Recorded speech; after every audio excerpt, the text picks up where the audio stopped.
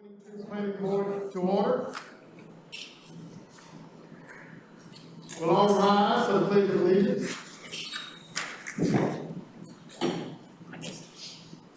I pledge allegiance to the flag of the United States of America, to the republic for which it stands, one nation, under God, indivisible, with liberty and justice for all. Be seated.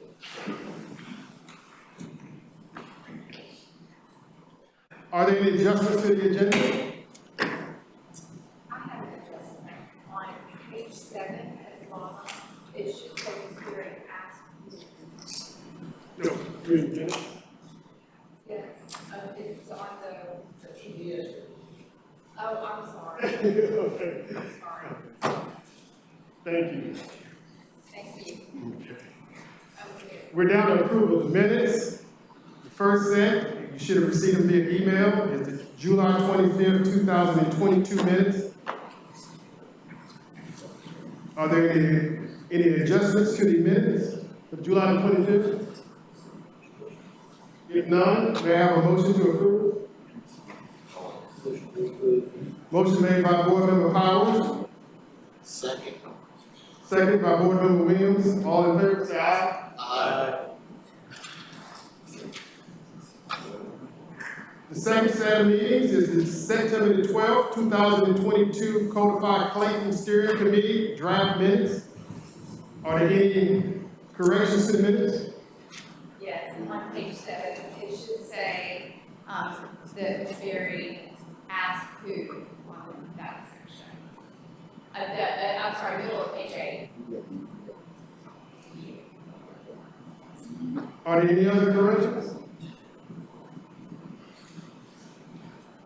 Hearing none, do we have a motion to approve the minutes as modified? Motion to approve.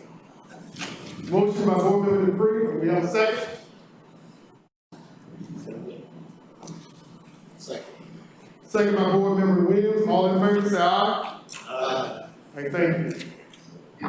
At this time, we're in the Codified Clayton UDC Steering Committee meeting number 5A, annotated outline discussion. We will turn it over to our presenter, Chad Meadows of Code Right LLC. Thank you, Mr. Chair. Everybody hear me? All right, very good. Welcome to everybody who is here tonight. Thank you so much for showing up. We are here to talk about the annotated outline, which is shown on the screen behind me. The annotated outline is essentially the blueprint for the upcoming Unified Development Ordinance that we're all working on right now. And today, our 5th meeting, is our second to discuss this document. So what we're going to do is kind of go through the document and allow steering committee members to pose questions. We're going to go round robin, so we'll ask one person and then the next, and we'll just keep moving along until there are no more questions left. Our hope is to be out of here by 8. If we need to stay till 8:30, that's absolutely fine. I wanted to give you guys an update on a couple other things that are going on with respect to this project. The first of those is the second public forum, which will be conducted in this room on Thursday, the 29th, this week. It's an open house kind of a deal. People can come in and come and go as they wish. There are 2 blocks of time that we will be here in the room, myself and staff, and that is from 11 until 1:30, and then again from 3 to 7. And so if you have any questions that you'd like to pose or just want to chat about the document, we will be on hand here for those discussions. We may make a presentation, we may not. If we get members of the public who are interested, we may redo the presentation that was delivered to you guys a couple of weeks ago that overviewed the annotated outline, okay? So that's coming. I will also mention to you that we are meeting with the Chamber of Commerce and members from the development community on Thursday, the 29th, in this room at from 9 to 11. And our hope is to answer any questions that they have, either about the diagnosis report or the annotated outline or the project itself. We're excited to be talking to members of the development community. I think it's a good idea, and we're hoping for a productive discussion there. The other thing I'll mention to you is we will be in front of the elected officials overviewing the annotated outline on October 3rd, I believe at 3 o'clock. I think, I'm not entirely sure about where we are in the agenda, but I know that the town council work session on the 3rd has on it this item. So we will have a few minutes to overview our discussions, the document, the next steps, et cetera. I have mentioned to you guys on numerous occasions that if we need to have additional meetings, we're happy to do that. Once we've gotten the annotated outline wrapped up, we will commence with the drafting process. And so we are lining up the pieces to begin that effort. I would expect us to take, 3-4 months to get the document drafted. Staff will need a little bit of time to review it, and then we're going to come and overview with you each and every chapter in succession. So that's how that will go. We expect that to be an iterative process with a lot of discussion, and just stay tuned on kind of where we go and how we go about that in the coming days and weeks. With that, and since Mr. Perricone is very interested, I'm going to ask Mr. Moore, pick a number between 1 and 11, and then just say it out loud. 9. Okay. Can you turn over the piece of paper, Mr. Perricone? What does it say?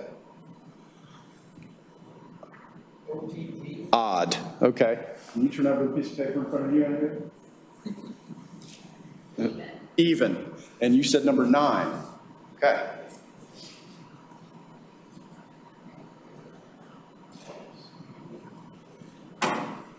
As I mentioned, we're going to go round robin with questions. And since you picked an odd number, we're going to start with you, Mr. Perricone. So, there is the microphone.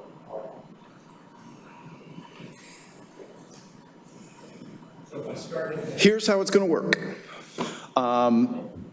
Each person will get an opportunity to ask a question. I will attempt to answer it to the best of my ability, or we'll keep track of the question or note it for follow-up or potential revision. Then we'll move on to the next one. So then, Mr. Spence, you'll go. You'll ask your question, and then Ms. Berry, and then Mr. Bazell, and then Mr. Moore, and on down the line. When we get to Andrea, if she asks a question, that's fantastic. We'll try to answer it. If not, then we'll pass the microphone back to you, Mr. Perricone, and you'll start again. So we're going to go through this until we get everybody's questions answered. Does that make sense? We want to be sure that everybody has an opportunity to talk and to raise questions, and we'll go as long as we need to, as long as we can be done by 8:30. If it looks like we may need more time, then we'll figure out what we do from there. I'm always available for additional discussion as necessary if we need it. So with that, do you want me to give a quick summary of the annotated outline again for the folks in the audience, or are we ready to get started? Is it real quick?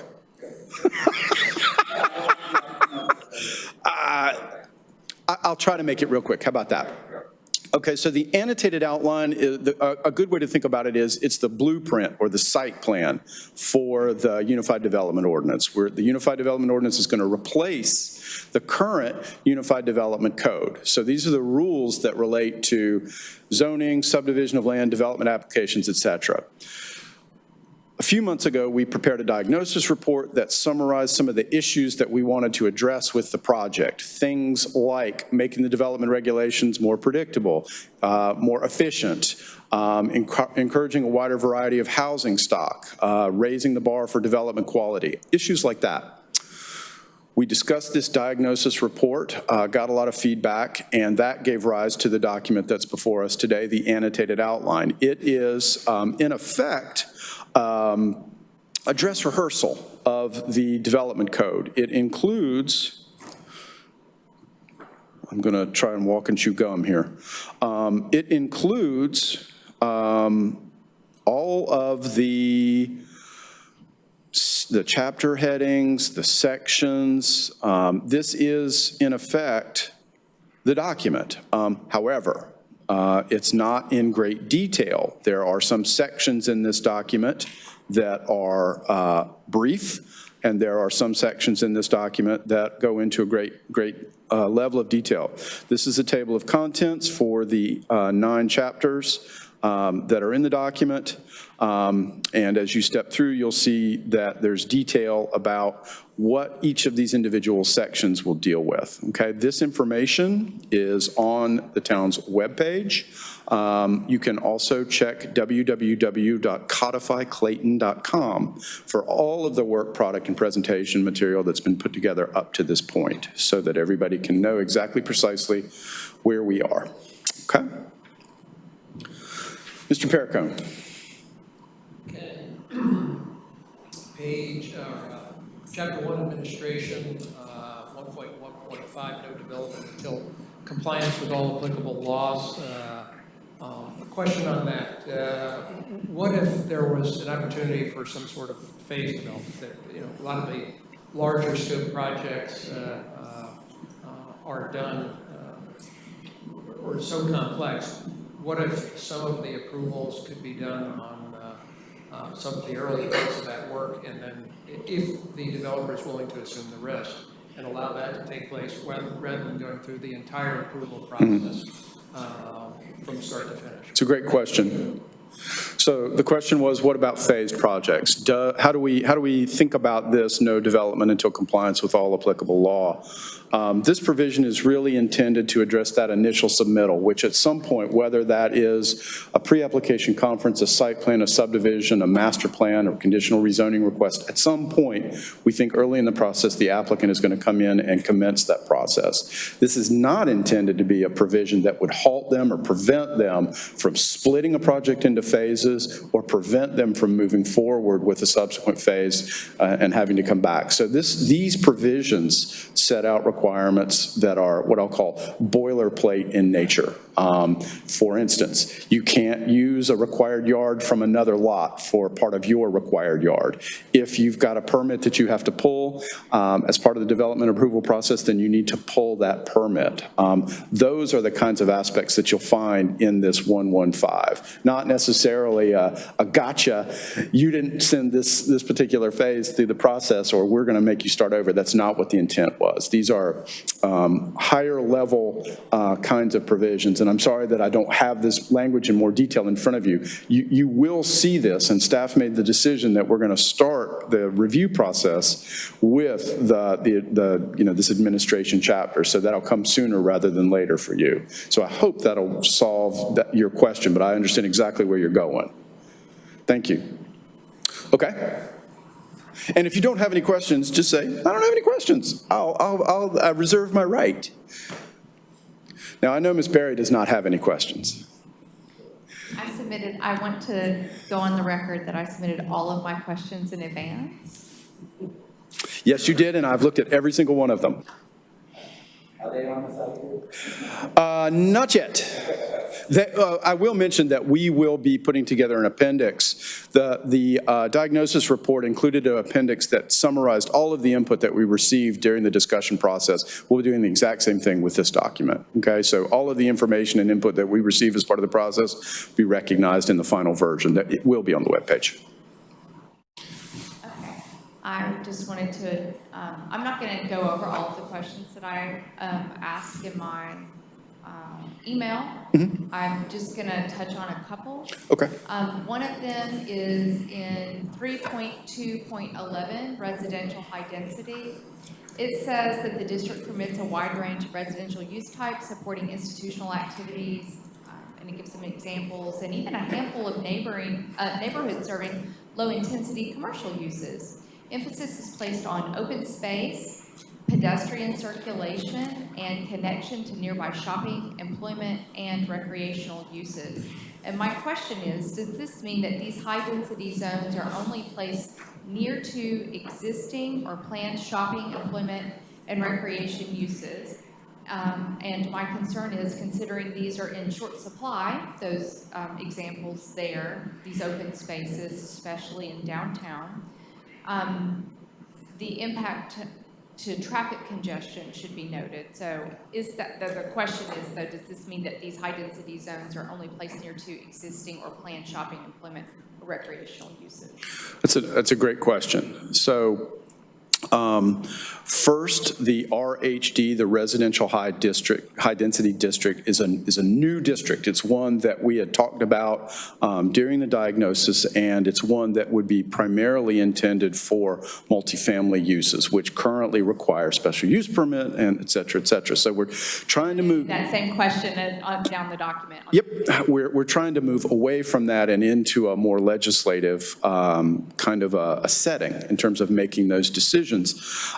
And so, we're not anticipating substantial changes to the current zoning map. Because this is a brand new district, it will not be mapped. It's only available for people to request when they bring a rezoning application to establish this district. Where will those applications be located? I don't know. Hopefully we'll use the future land use map as our guide for which of those applications are appropriate and which locations. So we're not in, it's a good question, and I'm sorry I don't have a better answer in that I don't know where applicants are going to file those applications. Ultimately, it will be the elected official's job to determine if those locations are appropriate in light of the purpose of the district, which is that pedestrian connection to, recreation, schools, institutional uses, et cetera. Thank you. Good evening, Chad. Mr. Bazell, how are you? I'm doing well, hope you are. I am, thank you. I'll start by just a general question on conditional zoning districts. Okay. So the annotated outline introduces 3 new conditional zoning categories: mixed use, commercial, and downtown. A general question, do we necessarily need those new zoning districts in the CZ zone? When we know that the applicant requesting CZ zoning will basically write, he will present a master plan, he will show those uses, he will write a narrative outlining all the criteria that he has to meet. Is it necessary to actually have those new zoning districts in addition to just CZ zoning? It's a great question. I'm going to try to answer this as quickly as I can. And so let me go back up to 30,000 feet.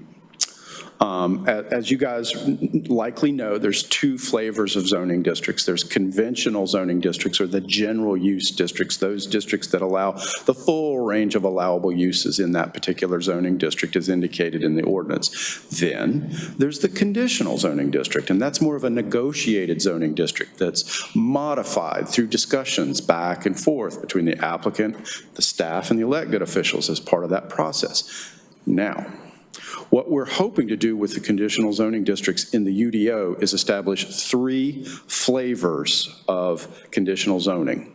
The first being a limited use option, which essentially allows an applicant to identify which use types they'd like to have in this zoning district, and they are limited solely to that one use or list of use types that they're seeking to establish. It's necessary for them to identify as part of their request whether that's a commercial flavor district or a residential flavor district or a downtown district or a mixed use district, okay?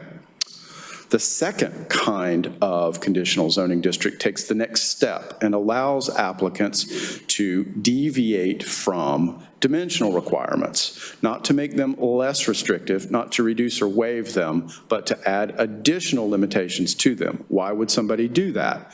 Because they're concerned about their ability to get their application approved in light of adjacent resident feelings about the application. So they might voluntarily choose to apply additional standards to their application in pursuit of an approval Okay, so they might say, I'd like to have a convenience store on this site, and the development standards or the dimensional requirements for this zoning district tell me that I have to be 50 feet from the lot line.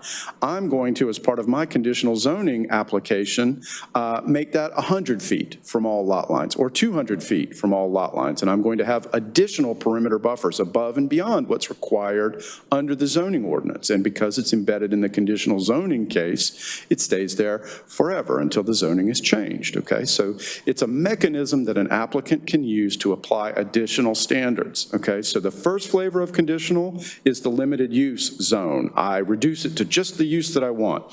The second flavor of conditional zoning is the limited standard zone. That is, I set additional standards for myself. Now, get ready. Here's the third flavor.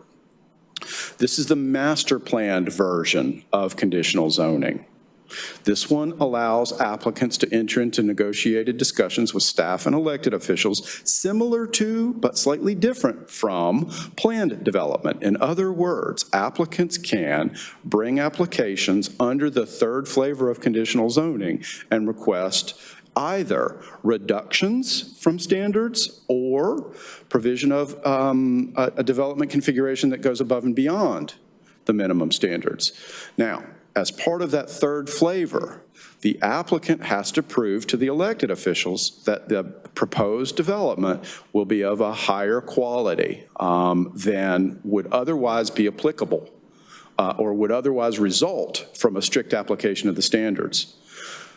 The conditional zoning district provisions will identify the ways in which, or some examples of, how an applicant can exceed the limited level of quality that might otherwise result. It might be additional landscaping, it might be additional open space, it might be a variety of different design standards, etc.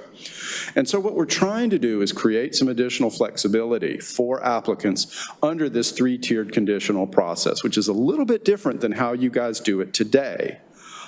In hopes of encouraging the kind of higher quality kinds of development that have been expressed as, desired here in town, but have been a challenge to create given our current kind of review structure. We felt that it made sense to create flavors of conditional zoning districts here instead of just having basic parroted conditional zoning districts that aligned to a parallel conventional district. That was really the intention behind it. Does that make sense? Yeah, it does. It does. And I think you outlined it well. My whole purpose in asking the question is, do we need all these additional when we possibly could accomplish it with one? But I can understand. I can understand the intent. One more thing I'd like to call your attention to, in case you didn't notice it, but I wanted to be sure that you knew that this was in here. This is the use table. And you'll note that the 5 conditional districts are listed on the right-hand side, and that some uses are permittable as a condition in a conditional zoning district. And so what we've tried to do is create a wider array of options for applicants while at the same time protecting legislative discretion. And so we're trying to bring some more formalization to this and some additional control. And as a result of that, we felt it was appropriate to have these different flavors of conditional districts. This isn't something that a lot of governments do, but conditional zoning in North Carolina is evolving. More and more local governments are using it effectively. It does give an opportunity for applicants to fetter their requests in pursuit of an approval, while this approach we're suggesting gives both flexibility, negotiation authority, and a little bit of surety to the elected officials under the zoning district auspices that we've set down. Further, and the last thing I'm going to say about this, unless there's another question. These conditional zoning district provisions that you see will establish basic dimensional requirements as a starting point for an applicant either to use or revise as part of their application should they choose the third flavor. Does that make sense? And just to follow up, I do like the tiered approach. All right. I like that a lot. Thanks.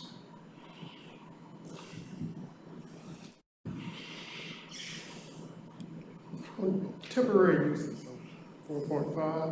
Mm-hmm. And just from your experience, are there municipalities that put a finite time on temporary use instead of being kind of open-ended? You have a semi-finite, but then there's this caveat, it's kind of open-ended. They can go on and you see it usually with, just for example, sometimes a used car lot might be in a temporary building on a lot. Or in the fall or the spring, we don't have a lot of hardware stores or homes here, but let's say Walmart might want to use their parking lot temporary use for sales of lawn and garden supplies. Right. But it's mostly the temporary storage buildings that I'm talking about. Mm-hmm. Is there any kind of guidance that you can give us so we can look at it as council that there are municipalities that have a legitimate finite time? Fantastic question. And so the answer to your question is absolutely, positively, yes. Every single listed use in section 4.5 will include in a summary table the maximum duration in terms of number of days per calendar year plus maximum instances per calendar year for each listed temporary use. Absolutely. Now, in the middle of your question, you asked a separate question, which is about what about these seasonal sales that might be taking place in parking lots, right? That, depending upon the kind of use that is the principal use on that site, I think you said Walmart, right? Usually, sometimes if you read in the local news outlets, code enforcement may cite we don't have a load, but a lawn and garden store for extending the use of their parking lot. Right. So that kind of activity is permitted under, or would be permitted under the UDO as an accessory use to the principal use, provided, of course, the things that are sold there during that seasonal sale are typical or normal to the principal use that's in place. In the event those things are not typical or normal, then we would treat it as a temporary use, okay? Accessory uses do not have timeframes. They're permitted in perpetuity like the corresponding principal use they serve. Temporary uses, on the other hand, do have a finite duration per calendar year. Because I've heard it come up in the past, I think, with us. It's a good question. On some temporary buildings that have been extended even here within this township for an exceptional amount of time. Right. So, yes, I mean, some of these kinds of temporary buildings could be around for a while. For example, a model home in a residential subdivision would be an example of a temporary use. It might be there for, a year, 2 years, 3 years. Some communities have temporary housing. Either I'm living in the house, this temporary housing, while I'm building my house, or I'm living in this housing because my home was destroyed by a disaster. So there are those kinds of provisions. Generally speaking, I don't know of too many temporary uses that I've ever worked with that had a duration that exceeded 36 months. Most of the time, it's less than that. However, I think some of the temporary disaster housing, should come with a 3-month duration. Some temporary uses have 2 days. So, it's a pretty wide range there between the different kinds. You should expect to see, probably about 15 different temporary uses, maybe 20.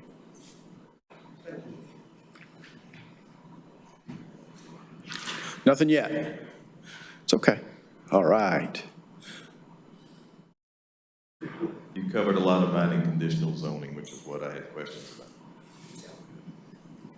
about. So my question goes to, I guess pages like 79 through around 81 or 82. What section? I'm sorry, I'm in this Word version. Chapter 4? Or section 2.5. Section 4.2. Listing of common principal uses, is this the right place? Yes. Okay.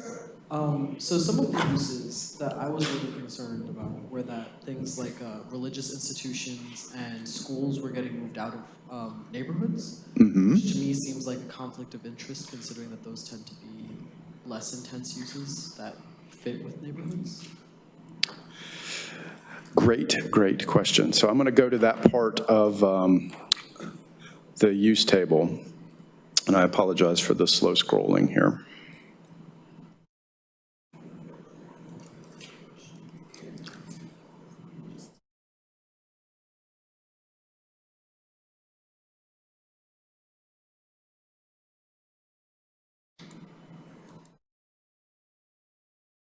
Okay, so the question that you posed was, what's the deal with, churches and schools and items like that not being permitted in the residential districts? Is that where you were headed? Yeah, basically. Okay. Get ready for an answer like conditional zoning. Sorry about that. So I don't exactly know when it was passed. I think it was passed about a decade ago. The federal government adopted the Religious and Institutionalized Persons Land Use Act, RLUIPA. And essentially, what this act was focused on was making sure that local government regulations did not impinge upon people's religious freedom, right? And I'm saying that because I needed to introduce that as the preface to the approach that's sort of become the rule of thumb for local governments across the country. And here it is. Schools, fraternal organizations, and churches essentially need to be treated the same in terms of the districts where they're permitted and the zoning district or the zoning permits, whether it's a special use permit or a by right permit, the process that we use need to be identical. And that is so that we're not unfairly or unduly discriminating against one religious practice or one sort of institutionalized set of activity against another. And so that's why you see, we talked about this a lot. This is open for discussion and comment by this group about whether or not we've gone too far in moving away from how you currently do business. Because if you see those yellow rows, particularly on the screen here, you see church or place of worship allows churches in the residential districts by special use permit, okay? But we don't necessarily want to allow schools in residential zoning districts. And we certainly didn't want to allow fraternal organizations in residential districts. So a choice needed to be made. What do we do since we have to treat them all the same? Either we allow all of these things in residential zoning districts or we allow none of them. And that's why you see the change as we've structured it. Now, I say that we needed to treat them identical, and there are some subtleties and differences here. One of the big ones is a recognition of a religious institution that is a high-intensity kind of use. And what's meant by that is this is a religious institution that has a sanctuary, likely a school, likely educational rooms, likely recreation facilities, likely some kind of community service activity that's bringing people to the site more than one day a week. So that might be an example of a high-intensity religious facility. And there'll be some additional rules for those kinds of activities.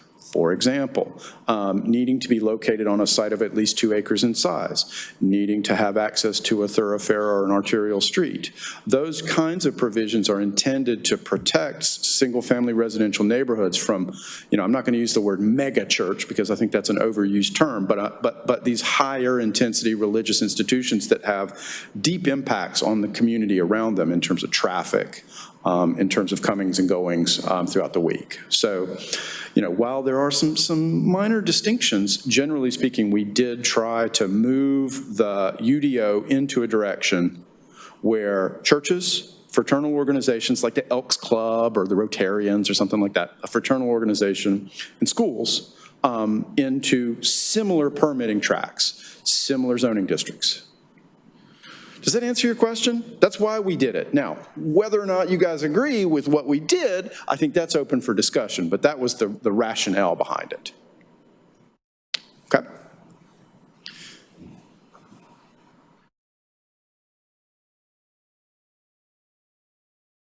I will just be listening in this evening. I will take you back to your Okay, everybody got how it works, right? Okay.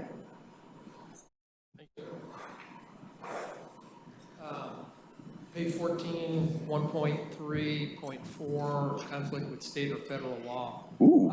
My general question is this. Why would we, would we have a situation, and why, where we would have something more restrictive than state or federal law? And if there are other situations, riparian buffer comes to mind, where the state dictates what happens. Again, I'm concerned that we start creating standards that are above and beyond what the state and fed are doing. And from a benchmarking standpoint, how does that put us as a community in terms of a place to go Right. develop? It's good. It's a good question. So you raised the issue of riparian buffer, so I'll pick on that as an example. 5 years ago, I forget the time when this last provision was adopted, the General Assembly stepped in and said, okay, we are now establishing a set maximum buffer from riparian areas. And when they made that determination, that number happened to be half of what some communities across the state were using as their standard. So right now today, the minimum or the maximum perimeter buffer requirement from a perennial stream that's part of a water supply is 50 feet, okay? Before that law was enacted, a rule of thumb was it was 100 feet, okay? And so what happened was the General Assembly changed the law, okay? The General Assembly and Congress are going to continue to make law. They're not going to stop making law after we get this adopted. They're going to keep doing things. Some things we can anticipate, some things we can't. It is very possible that they'll come back and make changes to the law after we get this document adopted that are reductions or deviations from what's anticipated in this ordinance, like the riparian buffer example. So that's why this is here, is to recognize that in the out year, there may be some change at the state or federal level that is more restrictive than what we have, or is less restrictive and local rules are preempted from being more restrictive, as was the case with riparian buffers. And these provisions are designed to address that, at least in the interim, until the town can get around to changing its ordinance to bring it into alignment. Does that make sense? Right, so just to make sure the wording, my interpretation of the word is clear. If federal law changes it and makes it less restrictive, the application is going to be... Not necessarily. The only time that we would be concerned about a state or federal act that was made less restrictive was a situation where either the state or federal governments preempted local rules that had a higher standard or were more restrictive, right? So like, again, the riparian buffer situation. Before the law changed, everybody had 100-foot buffers. After the law changed, all you could have was a 50-foot buffer, okay? That's simplistic because some places still have 100-foot buffers. I'm not going to go into all of the detail associated with that, but know that that was a perfect situation where the state stepped in, preempted local governments and said, all of you guys with 100-foot buffers, nope, it's 50 now and that's it. So that's the kind of situation. That's the only instance where if a federal or a state law changes and is made more restrictive than the local rule, then it would override, okay? It's okay for us as a local government to be more restrictive than the state or the federal government. We can never be less restrictive, okay? I can't allow a covenant that allows people to exclude people based on their income, okay? That's against federal law. I can't be less restrictive than the federal government. I can be more restrictive than the federal government. That's my concern. So why would we want to do that? I think that's a policy matter, but I think there's probably instances where you might want to be more restrictive than the state or federal government, whether that's an environmental provision, whether that's a provision about how wide your roadway is or how narrow your roadway is. You know, there's options for you, and you have, you know, under the police powers in the state, the ability to deviate from those requirements. The only time you don't is when you're preempted from doing that. But, so there may very well be instances where the town says, I know Uncle Sam says, you know, A through B or A through D, but we want to go to G or H, and we want to have more than what Uncle Sam, you know, says, you know, there, that's good for everybody. That's okay for you to do, as long as Uncle Sam hasn't told you you can't. Does that make sense? And I mean, we could talk about examples, but that's the concept. Okay, understood. Understood. Okay, thank you. I would like to ask a question about Chapter 4, land uses. F, timing of establishment, letter C. And it says the secondary structure shall not be used for residential occupancy. But then beneath that, under a listing of common secondary uses, caretaker dwelling is listed as an example. And a caretaker dwelling, in my opinion, would be a residential dwelling. It would be a residential occupancy. So I don't know if that was a oversight of that contradiction or if I'm misunderstanding it. Okay. Because that leads to other questions about some of the things like, you know, that we are allowing 3 secondary structures, that I can have a caretaker for my yard, a caretaker for my kids, caretaker for my grandmother, and I can start my own tiny house station in my backyard. So that's what that was a kind of a contradiction that led to other questions. Understood. So let me try to unwind it a little bit for you. Okay, so this is timing of establishment, and this is in the secondary use, what's known as accessory uses. Staff has already taken me to task for using secondary uses. The common nomenclature in most places is accessory, but potato. Okay, so what the standard says is, except on lots within the rural zoning district, no secondary structure or use shall be established on the lot prior to the principal use. Okay, so that means if I want to have an accessory use, I cannot put it on the lot before the principal use is in place. All right, I don't get to put the swimming pool in and then build the house later. That's not how it works. The principal use has to be there first. Except in the rural district, where I can put an accessory structure on my lot in advance of the principal use. Why would I do that? Because I might have a farm. I might have a rustic cabin that I camp at. I might be building a house. Any number of reasons why I might want to have an accessory structure in place prior to a principal use. So this was a recognition that if you've got a large lot that's 5 acres in size or larger, and it's in the rural zoning district, we would allow you to establish up to one secondary use, one second accessory use prior to the establishment of the principal use, if it was not used for residential occupancy, okay? So I can put a storage building on my 5-acre lot in RUR before I build my house or my whatever other use is permitted. And time frame? For the accessory. We In other do, words, you could put an accessory on your vacant parcel. yes. Will there be a time frame, 6 months, a year before there's a primary a principal establishment. If you want one, we can put one in. One's not included just because I didn't want you to have to track it. The recognition was this is a large piece of property in a rural area. Do we care? You know.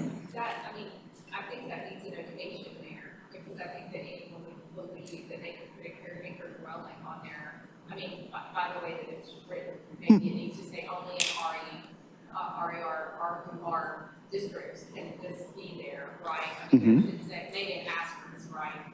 And then the education at the bottom, you know, only Okay. RER or something, because I would think that I could put a caretaker, we're reading this, I would think I could put a caretaker dwelling in my backyard as a secondary or accessory use, whatever.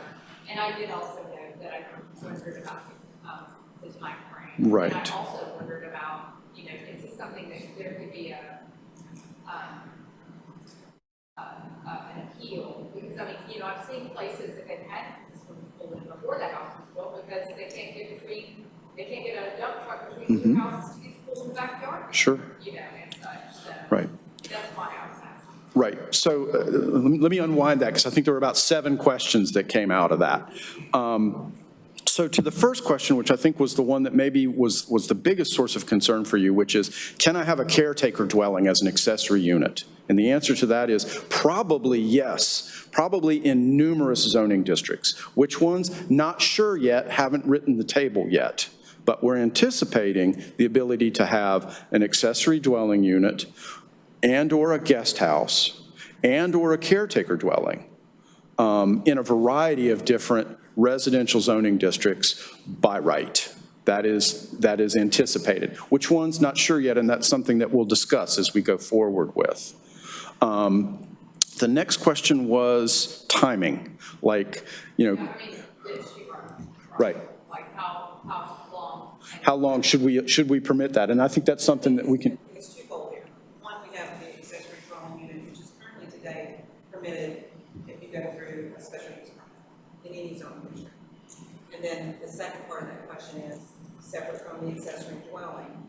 Naturally, if you build it, you build it. You know what I'm saying? It's in your yard forever. But then the accessory structure on the larger parcel that doesn't have a primary is where the question comes in, possibly a time frame. Right, except that structure, that accessory structure built on the rural zoning district isn't allowed to be a living structure. You can't use it for residential purposes. So, you know, if you think that it's important for us to look at a time associated with that, that's absolutely fine. If you think that we need to strike the ability to have an accessory structure on a rural lot before a principal structure, I think that's just fine too. I'll say that a lot of farms have barns and things like that on them, on lots that don't have necessarily principal uses associated with them, and sometimes that's okay. Yeah, and they typically fall under an act where zoning is not allowed to address. Mm-hmm. I mean, they're a bona fide farm, they can actually have. Right. several- If you're a bona fide farm, which you may be and you may not be. So, I mean, I appreciate the question and I appreciate the attention, and I will tell you now, one of the things that I've learned in my many years of doing this is we spend inordinate amounts of time on the accessory use provisions. I'm not quite sure why, but it's always something that is, so you guys are right where you need to be in thinking about this. This issue about what do we allow as additional uses on these sites is one that comes up everywhere, and it's something that gets talked about a lot. So we should anticipate a lot of tweaking to these standards as we go forward and making them fit with, you know, what it is that you guys want. The notion is generally accessory structures are permitted, and there are some limitations on how big they can be, and when you can establish them, and you can't sell them separate from the principal use, and a handful of other things. But I'll work on making it more clear. You know, certainly the idea of having an accessory dwelling unit or a caretaker structure or a guest house, I would say you should be expecting to see a UDO that allows more of that than what you have today, not less of it. We probably would move away from special use permit requirements in maybe not all, but several zoning districts. That, I don't know if that makes you happy or makes you sad, but that's that is definitely where most local governments are going. And certainly it's consistent with what we said we wanted to do, which was have a wider range of housing options. Okay. Thanks for the question. Okay, so actually moving over to the land use tables. And The use tables, okay. so, first of all, thank you for adding a lot more uses into the table. I think it's going to be a lot more easier to use and apply. I think staff will appreciate it when they're trying to plug in a use into the table. The question, I guess, Chad, is and this may be more of a placeholder type thing, but I just wanted to say that, there are several uses, I think, that possibly should be included in mixed-use district that are currently shown as prohibited. Okay. And it may be that, and I know it's going to undergo a lot more scrutiny than, as we go through the process, but there's some things like, microbrewery or distillery. I would think that might fit in a mixed-use district. Mm-hmm. Veterinary services for small animals Mm-hmm. possibly could fit in mixed use. Mm-hmm. And then, obviously, conditional districts will define themselves as plans are submitted, but it looks like there's potential for some of these other uses to potentially be included, in a conditional district, depending on how their master plan and their narrative is written. But, so that just two things that kind of jumped out there: the mixed-use districts, conditional use district. It seems like there's possibly a good consideration that some of these uses could be included in those districts. Okay, great. And I know this is not a final. Oh, no. Well, this is just, this is. But it's something, once we got to looking at it, talk to others about it as well, that is a concern that some of these uses probably should be included, especially in the mixed-use district. I appreciate that. And, I think that it's likely that we will see, some tweaking to this table and further revision to it. I thought it was good to get something on the table for you guys to look at. I'm hoping that you picked up on the fact that there may be some instances, like the one you mentioned, where a particular use type is not permitted in the conventional zoning district, the mixed-use district, but there is an option through the conditional process. So you picked on the microbrewery. It's got a dot under the MXD column, which means it's not permitted in the conventional MXD district, but under the conditional zoning mixed-use district, the CZM, there is a C there. So I could come in for an application to establish a CZM district and include a microbrewery as one of my options. So we did attempt, what we really tried to do, and I'm sorry if I get into planner nerd here, if I get too far, just stop me. Your current table has tons and tons of special uses in it, okay? And that's not a good approach because it's legally challenging. It has a lot of issues with respect to the process. It's not very predictable, and the elected official's ability to control the application is reduced. So what we tried to do was change those S's to P's where we could. And if a use came along that we weren't comfortable with it being permitted by right, but we still thought, yeah, I could see where this might be appropriate in a mixed-use district, we created a conditional zoning option for it. So, with that, please put that into your lens and think about it as you're looking at the table, because that was really the intention behind the inclusion of those conditional districts, was to create that kind of extra ability that doesn't exist today, that still has a level of scrutiny and legislative discretion that's appropriate, but that also tries to accommodate some of the things that you're talking about. And I can appreciate that. I think on the flip side of that, if I'm already zoned mixed use, and if I can have a micro distillery brewery in my Fair enough. district. Fair I'd enough. like to do it without going through rezoning. I understand. I understand. It's not like I want to go drinking or something. But it's just one that we picked on. Understood, understood, absolutely. And I will tell you, and I know you know this, the mixed-use district is also new. So it's not going to be on the zoning map. It's simply, it's available for people to request, going forward. So whenever there's an MXD or a CZM established, it's going to be through a rezoning process.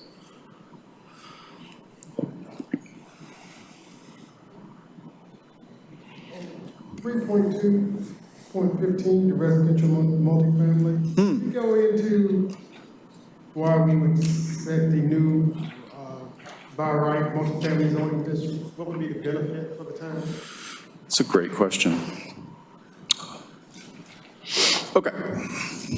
So the idea behind 3215 was the establishment of a new conventional residential multifamily district. The reason for it is that there's a lot of reasons. The first one is we've got a housing crisis in this country, and there are, something on the order of 20 or 30,000 units short just in the state of North Carolina alone. So that's one. Second, people's housing preferences are changing. Not everybody is looking for a single-family detached home. There are a wider array of kinds of dwelling options that people are looking for. Third, real income has not kept up with housing price, and people can't afford to buy a home anymore as easily. So then there's probably 6 or 7 other things about like residential supply that we're trying to recognize and account for. Having said all of that, we wanted to create a system where multifamily development could be established in town without a special use permit, without a detailed master plan associated with it, as a means of encouraging additional multifamily in appropriate locations. And that was, that's really the bottom line for why we did it. The land use plan says, and you'll see me use that land use plan as the foundation for a lot of these recommendations over and over again. The land use plan says we want a wider range of housing options. We want increased residential densities in areas where the town has already made infrastructure investment. And we want to encourage people to be able to age in place and stay in the community instead of having to leave, at some point or some life stage, because either their housing needs are different and we don't have anything to offer them, or their financial situation is different and we don't have anything to offer them. So those are the reasons we wanted to make it easier to establish multifamily development here in town, and that's why there's a district.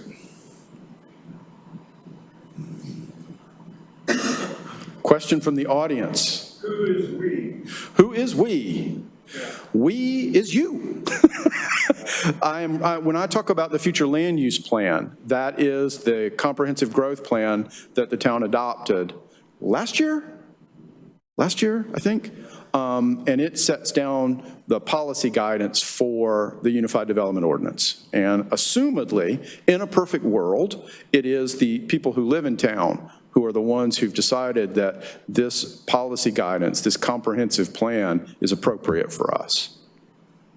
So that's the we. It's not the me, it's the you. I will say this, given the situation with where we are in the world today with housing,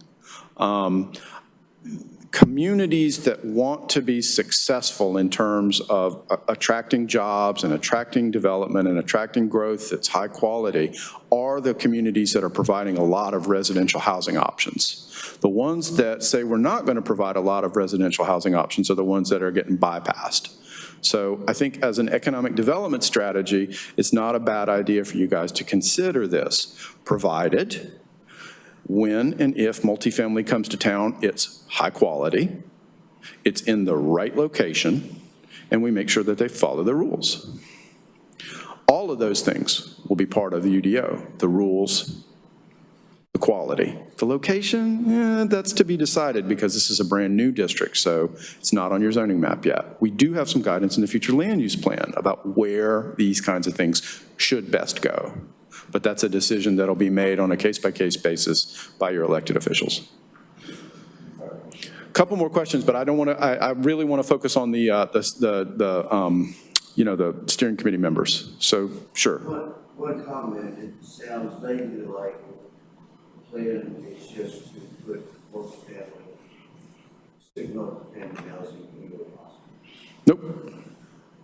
Not the case at all. In fact, members of this very community have made it abundantly clear to me that we actually want to have a wide variety of residential use types, including large single-family homes, which is why you now see a new large lot zoning district, which is why you will see new incentives for large single-family homes in the design standards. So it's not just multifamily everywhere.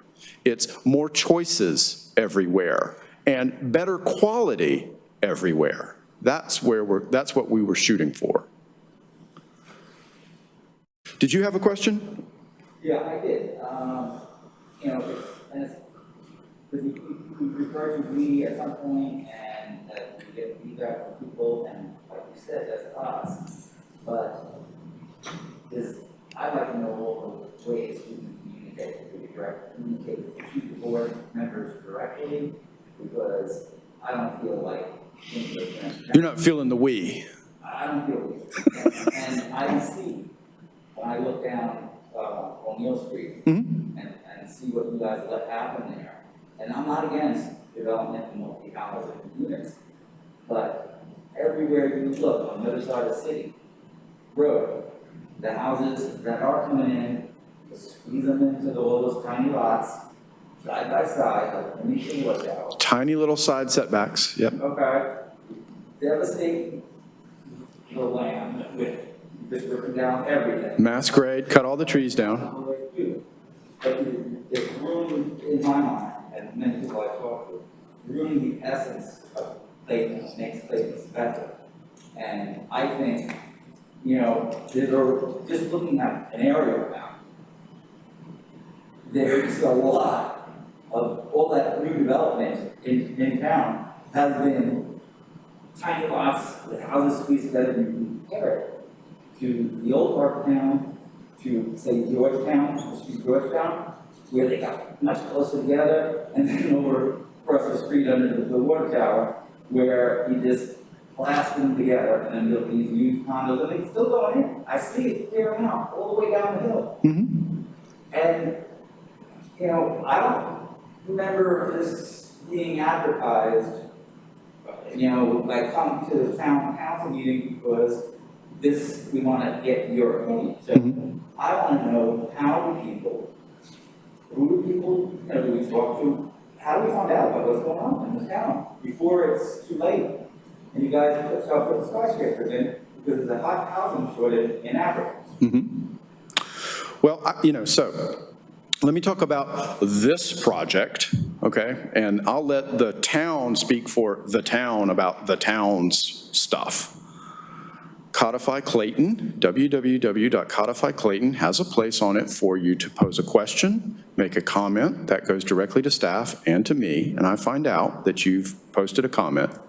Every meeting we have has been advertised. Every meeting we have is open to the public. I'm going to let the staff answer the question about how they advertise, because I don't know. I'll say this. There is a public forum scheduled for Thursday of this week. It's a great opportunity to come down, you and whomever else wants to come and find out more about the us and the we and the them and the how and the why, so that we can talk a little bit more about it. I understand exactly what you're saying. I don't know a soul on the earth who wants to feel like their community character is changing in front of their eyes in ways that they don't like, right? I think that this project is intending to balance your adopted policy guidance with some basic rules about how to have good land use, and that's our goal. Some of the things you're likely to disagree with, but at the policy level, that's something for you to take up with the town. This UDO is a document that's intended to implement that. Now, I understand that there's frustration and it's like, what's going on and why is it so hard to find things out? I get that. I feel the same way. I live in a community just like you, and I'm like, who the heck approved that? What are they doing? I mean, I totally understand that. Everybody in the room probably understands how that feels. So I'm glad that you came. It's not just feeling though. I want to know what impact studies are being done prior to development with traffic, with environmental concerns, because they're putting in so many homes down Covered Bridge from Riverwood back up to town, and they are planning to put in a lot more multi-unit homes. We're trying to at least. Right. And when did they address the infrastructure? Just like the water plant, they knew it was built in a bad place, they never put money away since the 50s, and then all of a sudden they jacked all the water rates up to accommodate the new housing so they can build a new water plant. That's not responsible planning. Well, you know, I think, right. I appreciate the comments. I encourage you. There's a member of your elected officials here tonight. There's a member of your staff here tonight. This is your planning board and members of your board of adjustment. So if there's anybody that you wanted to talk to about those issues, they're here. I understand what you're saying, and I appreciate your frustration. The goal here is to raise the bar for development quality and implement the comprehensive plan, which was supposed to be the embodiment of what the community wanted. Now, if that's not the way that you see the community, or that's not the way that you wanted the community to go, that's a discussion that you need to have. And also, I think to relay, I think the planning board for the past, since I've been on the board 3 or 4 years, we have really had that discussion about the lack of diversity, you know, and I think, and I've pretty much dropped the debate, but early on for years, we had that exact same discussion, sir, where we were looking at 80 to 90% of the housing was one type coming into Clayton. So, and so I agree with you, and we're aware of it, trying to change the hearts and minds of the powers to be. We're trying to get there, but we're not oblivious to it. This board has had that discussion on many occasions over the past few years. I just wanted you to know that. Thank you. This may or may not be unified development ordinances. From what I have heard recently and this evening, it seems 98% of this is residential. What kind of housing we're going to put here, what kind of housing we're going to put there, how does this housing affect this, whatever. Question that hasn't had come up in previous meetings was the fact that the residential side of Clayton is very lacking. We have grocery stores, we have drugstores, as I've said in some of the meetings, if I need a suit for my son's wedding, I go into Raleigh. If my daughter needs a dress for the prom, she goes into Raleigh. If we need furniture, we leave town. Is there anything in this, I may have missed it, is there anything in these ordinances that is going to, I don't guess they can mandate more shopping or better shopping or whatever, but If only we could. do something about that? So It's a great question. And the question was, we talked a lot about residential. What about non-residential? What about the package of retail that's available here in town? And what about the fact that I have to go to a higher order city to get, more specialized goods? And what is this document going to do about that? And the answer is not very much. And the reason for that is because what drives your sort of retail plant, what drives the options that you have for retail here in Clayton is how many rooftops you have and how many people will come and buy prom dresses here in Clayton. That's what drives that kind of retail. Now, will this document encourage mixed use? Yes. Will this document encourage higher order, high-end employment campus kinds of development, biopharma and all the fancy buzzwords that you hear these days about desirable employment and clean industry? The answer is yes. How will it do that? By making it easier to establish. That's what it will do. Does that mean that, we're going to throw open the gate and every single biopharma firm from here to, Timbuktu is going to come running? No, it doesn't. But we are going to make sure that the regulations don't stand in the way of that kind of thing happening. Ultimately, the kind of retail that you get here depends primarily on how many rooftops you have and or how cool your community is for the people who operate those kinds of retail establishments. And those are very esoteric, ethereal concepts. How cool is it, right? It's that. It's also, an example is Highway 42 East. There's, where at the Glenmore exit, you're not familiar with this, but 7 years ago, some land was acquired.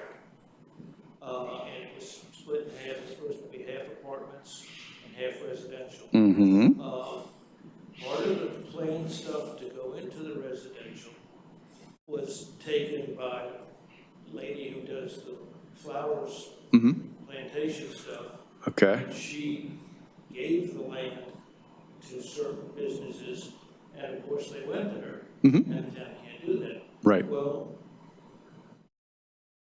the half of the property that was apartments within the last 3 or 4 years turned into 3/4 of the land that is apartments or assisted living or nothing to do with residential. Right. It's been there for 8 years now. There's one restaurant there. That's it. And stuff like that. And the only answer I've got is, well, we can't get people to come there. The rooftops are there. You go out to Glen Laurel and it's all residential out there. It's all, some of it's higher end residential. You've got the apartments for the mixed use. You've got all that there. Is there something the town can do to elicit more? You can buy the land and give it away. Yeah. That's. It's what Flowers did. Yeah, right. So, yeah. My guess is, and I don't know the answer, so I'm going to ask staff, what's the percentage of your property that's zoned for commercial? 20? Right. Okay, so you're 80-20. 80% residential, 20% commercial. That's actually pretty good. Most local governments across the country are over-zoned for commercial. They have too much land zoned for commercial use. I assure you that if there was a commercial establishment who thought that they could make money in Clayton, they would come here, okay? Somebody in Clayton telling them how they can make money? That is not the UDO's job. That might be your economic development's job. It's not their job. Yes, you do. Right, and that's the economic development person's role, not the staff's, and certainly not the regulations. Well, to the extent that we can remove obstructions and pull out stops to quote-unquote preferred forms of development, whatever those may be. Who gets to decide? The land use plan gets to decide. To the extent that we can remove obstructions to preferred forms of development, that is part and parcel of what we should do and are trying to do. So in that way, yeah, we're trying to help out. Short of buying up land or giving away free permits, and I'm not even to be sure, frankly, that giving away free permits is going to bring commercial development here, because the people who want to come here with commercial are here to make money. And so they've got to have a market to do that. And that means houses.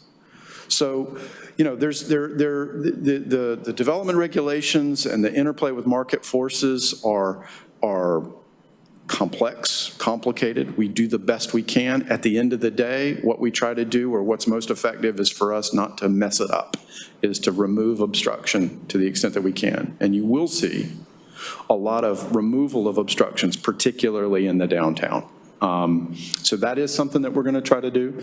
We are going to try to encourage these higher end employment campus generating kinds of uses. I won't mention the ones that you have here in town, but you have a few of them now. And that's good, and to the extent that we make these regulations work, you'll hopefully get more of them. And I think that would be good. So that is where we're headed. Will that create an opportunity for a prom dress store on every corner in Clayton? No, it won't. Maybe you'll get some higher end retail over time. But that'll depend on your population and your, quote, coolness factor. And I mean, those are really, that's where we are. As far as population reasoning, Clayton's population has more than doubled the last 10 years. And it'll probably grow even faster in coming years. Not that you and your stuff here have anything to do with it. Not a thing. The retail has really changed. There's more of it. Mm-hmm. You have more grocery stores, more real stores, more this, like that. Right. But this was out of this, so the rooftop reasoning is there, but it's. But it's not bringing you the diversity of commercial that you'd like to have, right? Mm-hmm.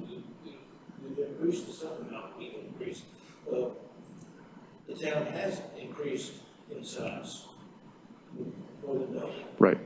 And that hasn't changed, what's available right now. And I realize that what you just said, that that's not. Mm-hmm. Sure. And I don't know that we'd want to be in the business of saying yes to Chad's commercial, but no to Andrea's, because we've got enough of Andrea's. So we're going to say yes to Chad's, but no to Andrea's, because we don't want to wind up sued by Andrea.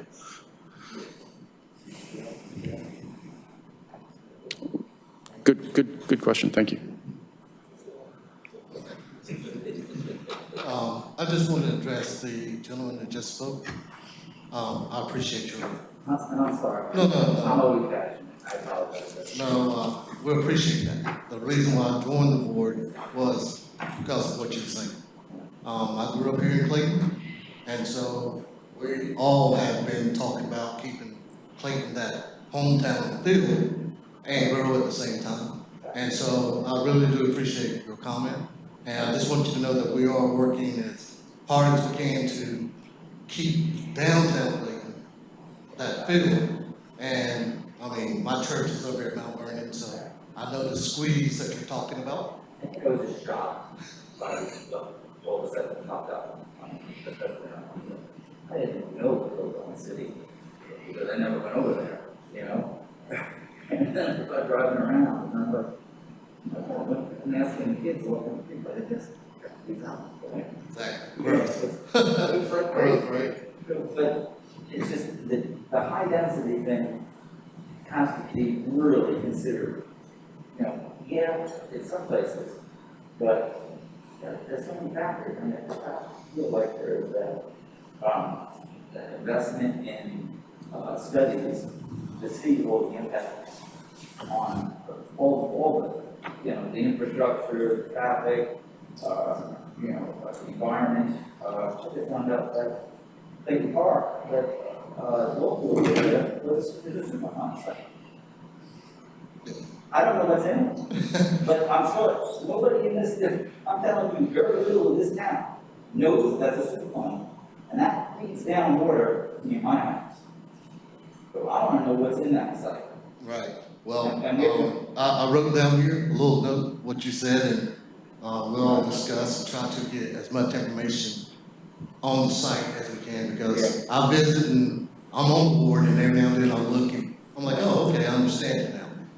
Because we spend a couple hours here and there talking, but, you know, we are working hard to make sure that Clayton stays a small town feel, but we have to grow as well, you know, because we got Garner and all these other places. And that leads to what I was gonna ask you about, what, incentives. And, you know, as we're growing, and we still have homes that need development, you know, you get these multi-complex places, and they got the green initiatives and everything, incentives to build that way. What do we have in here? It's a great question. For the existing homes to be able to get some incentives to upgrade as well? That's a very good question. We do anticipate incentives for new development. Okay, so we're not going to talk about that. We're going to talk about the incentives for existing development. So, you know, I think my first question is, in your mind, as you're thinking about incentivizing existing development to, I assume this would be like retrofit their use to be more sustainable or more, less harmful, maybe the right words to use. Is that kind of what you're asking about? Well, yes, you know, like you were saying, the infrastructure of these old homes, right? You have electricity from the 50s, right? Now we're talking about 2035, everyone having electrical vehicles. So these homes don't have that type of infrastructure to take care of that. So what could we do, rezoning wise or whatever we're doing, that if you're within the zone, you also, even though it's not a new development, can be part of the plan. And the gentleman was saying, there are things going on, but the people that are here and been here feel like they're part of the growth. Because we've been concentrating more on new development than we are upgrading what we have. You have a 2-bedroom, 1-bath home. Is there some incentive to make it a 3-bedroom, 2-bath home, right? Things like that. So when I'm looking at the incentive package and I was looking at what we have here with zoning, I think that there's something there. I think I'm just missing it. Yeah, so there is a lot there. You know, for example, solar collectors, right, on the roof. So we allow that everywhere by right. In fact, here in North Carolina, they override covenants. If you've got covenants in your neighborhood that doesn't allow that, the General Assembly has stepped in and said we're, pushing those covenants aside. So that's certainly something that we'll recognize. Your point about EV charging is a great point. There's nothing in the current ordinance about that. Let me think about that. There was a bill in the General Assembly this year to require new residential construction to incorporate a charger for an electrical vehicle. Didn't pass, but it's moving in the right direction.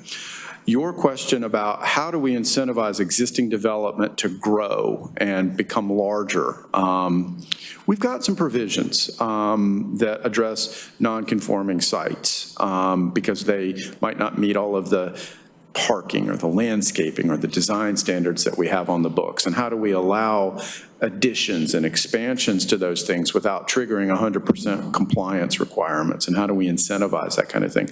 That will be in here. So, that is some stuff that we do. The point that you make about existing single-family residential development and what are we doing to upfit that or make that more sustainable or ecologically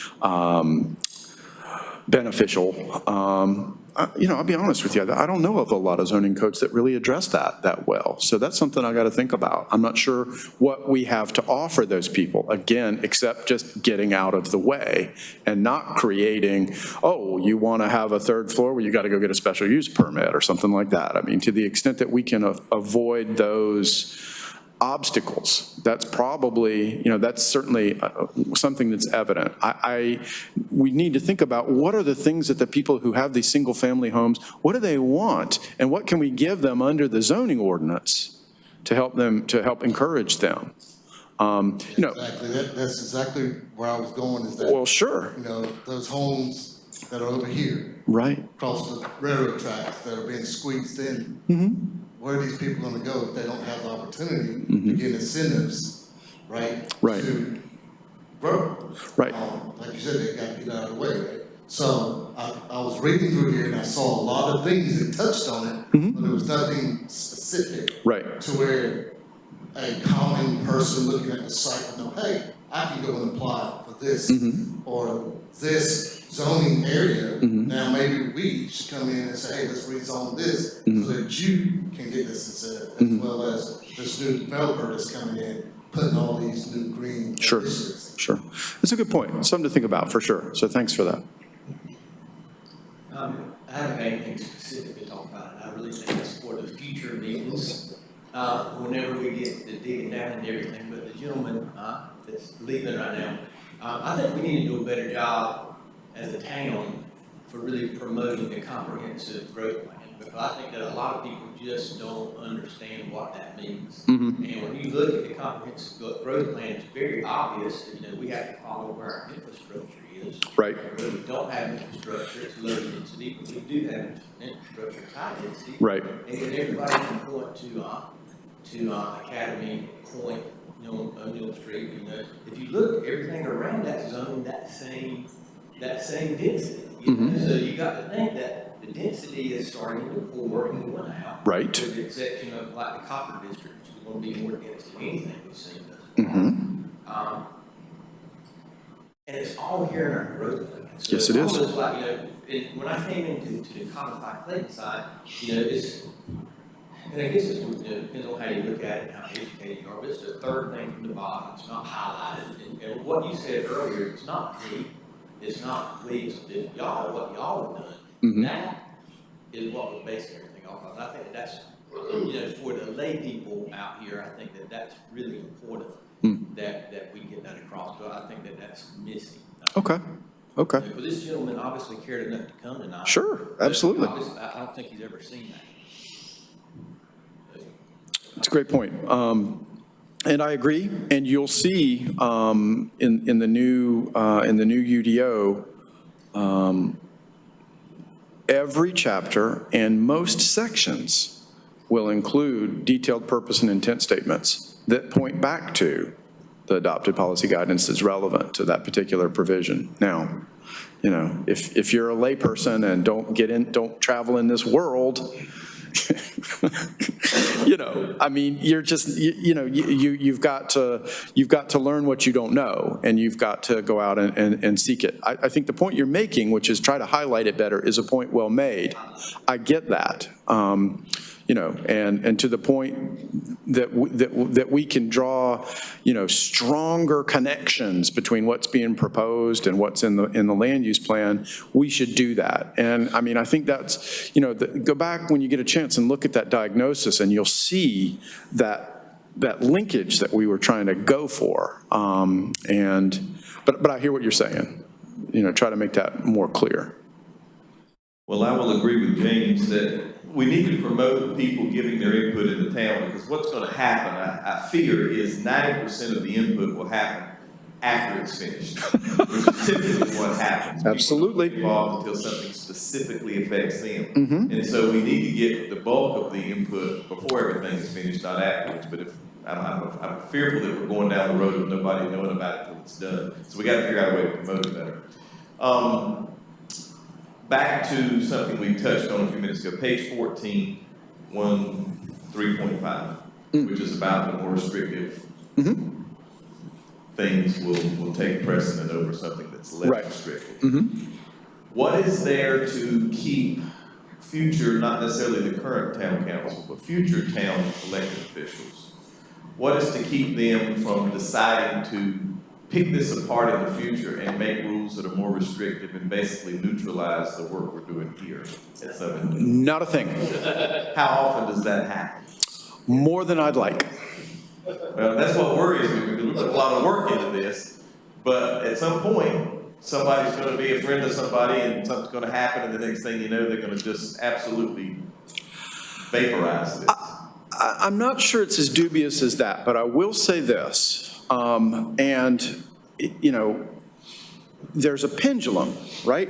And sometimes there's a council that's, quote, pro-growth, and sometimes there's a council that's, quote, pro-planning, and there's this sort of pendulum that swings back and forth, and it's true everywhere. It happens everywhere. And oftentimes you find councils and elected officials going back and retrofitting and changing the rules to meet with their particular view or their thoughts about how the world should work. What can be done about that?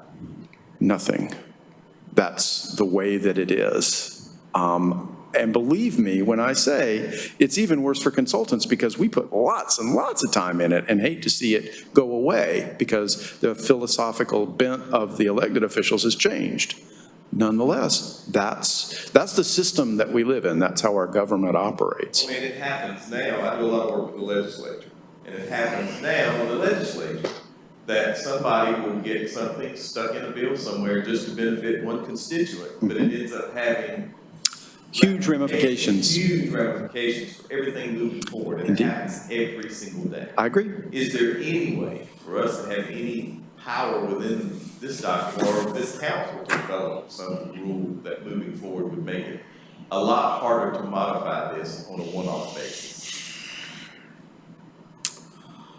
Probably not. I'm not sure.